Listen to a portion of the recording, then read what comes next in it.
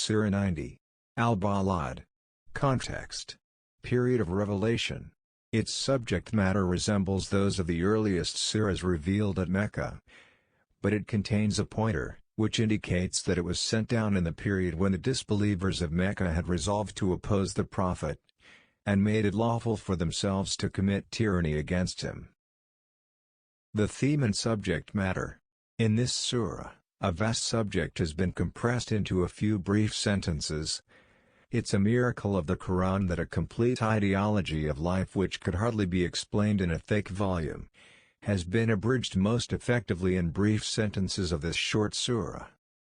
Its theme is to explain the true position of man in the world, and of the world in relation to man, and to tell that God has shown to man both the highways of good and evil, has also provided for him the means to judge and see and follow them, and now it rests upon man's own effort and judgment, whether he chooses the path of virtue and reaches felicity, or adopts the path of vice and meets with doom.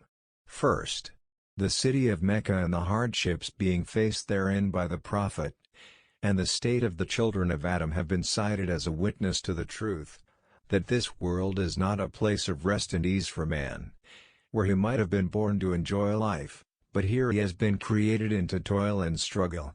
If this theme is read with verse 39 of Surah 53, An-Najm, there is nothing for man but what he has striven for, it becomes plain that in this world the future of man depends on his toil and struggle, effort and striving. After this, man's misunderstanding that he is in this world, and that there is no superior power to watch what he does and to call him to account, has been refuted.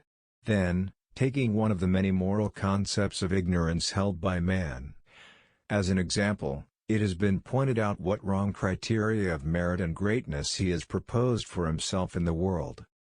The person who for ostentation squanders wealth, not only himself prides upon his extravagances, but the people also admire him for it enthusiastically, whereas the being who is watching over his deeds sees by what methods he obtained the wealth, and with what intention he spent it. Then God says, "We have given man the means of knowledge and the faculties of thinking and understanding, and opened up before him both the highways of virtue and vice. One way leads down to moral depravity, and it is an easy way pleasing for the self. The other way leads up to moral heights, which is steep like an uphill road, for scaling, which man has to exercise self-restraint. It is man's weakness that he prefers slipping down into the abyss to scaling the cliff." Then God has explained what the steep road is, by following which man can ascend to the heights. It is that he should give up spending for ostentation, display and pride, and should spend his wealth to help the orphans and the needy, should believe in God and his religion and joining the company of believers, should participate in the construction of a society which should fulfill the demands of virtue and righteousness patiently, and should be compassionate to the people.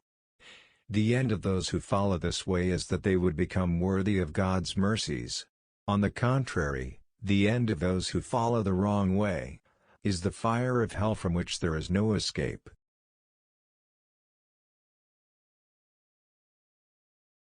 Surah 90. Al-Balad. In the name of God, the most compassionate, the most merciful. I swear by this city, Mecca, and you, O Muhammad, are free of restriction in this city, and by the Father, and that which was born of him, we have certainly created the human being into hardship. Does he think that never will anyone overcome him? He says, I have spent wealth in abundance. Does he think that no one has seen him? Have we not made for him 2 eyes? And a tongue, and 2 lips? And have shown him the 2 ways? But he has not broken through the difficult pass. And what can make you know what is breaking through the difficult pass? It is the freeing of a slave, or feeding on a day of severe hunger, an orphan of near relationship, or a needy person in misery, and then being among those who believed, and advised one another to patience, and advised one another to compassion.